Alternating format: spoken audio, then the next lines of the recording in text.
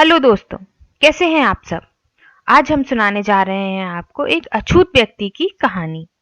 एक दिन गौतम बुद्ध अपने शिष्यों के साथ एकदम शांत अवस्था में बैठे हुए थे।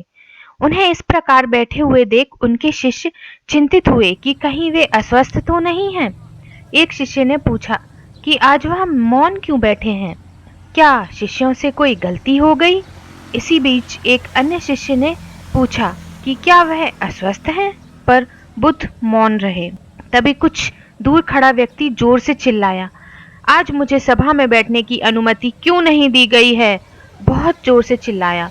बुद्ध आंखें बंद करके ध्यानमग्न हो गए और शांत रहे। वह व्यक्ति फिर से चिल्लाया, मुझे प्रवेश की अनुमति क्यों नहीं मिली है? इस बीच एक उदार शिष्य ने उसका पक्ष लेते हुए कहा कि उसे सभा में आने की अनुमति प्रदान की जाए। बुद्ध ने आंखें खोली और बोले, नहीं, वह अछूत है, उसे आज्ञा नहीं दी जा सकती। यह सुन शिष्यों को बड़ा आश्चर्य हुआ। बुद्ध उनके मन का भाव समझ गए और बोले, हाँ, वह अछूत है। इस पर कई शिष्य बोले कि हमारे धर्म में तो जात पात का कोई भेद ही नहीं, फिर वह अछूत कैसे हो गया?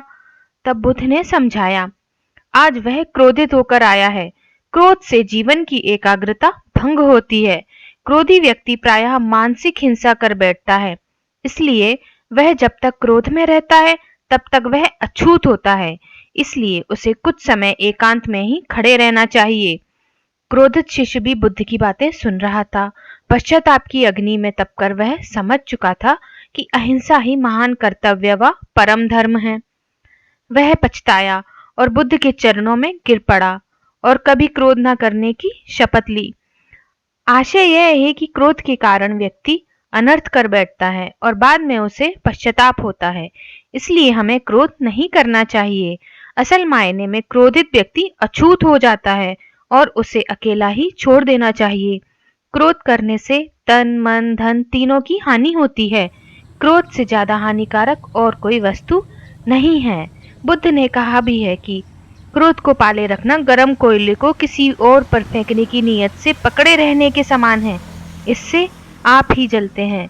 बहुत छोटी सी कहानी है लेकिन बहुत बड़ा संदेश देती है। मुझे कमेंट करके बताइएगा ये कहानी आपको कैसी लगी और हमारा चैनल लाइक, शेयर और सब्सक्राइब कीजिएगा। तब तक हाजिर होते हैं अगली स्टोरी के साथ। देखते रहिए हमारा channel. Thank you. Bye bye.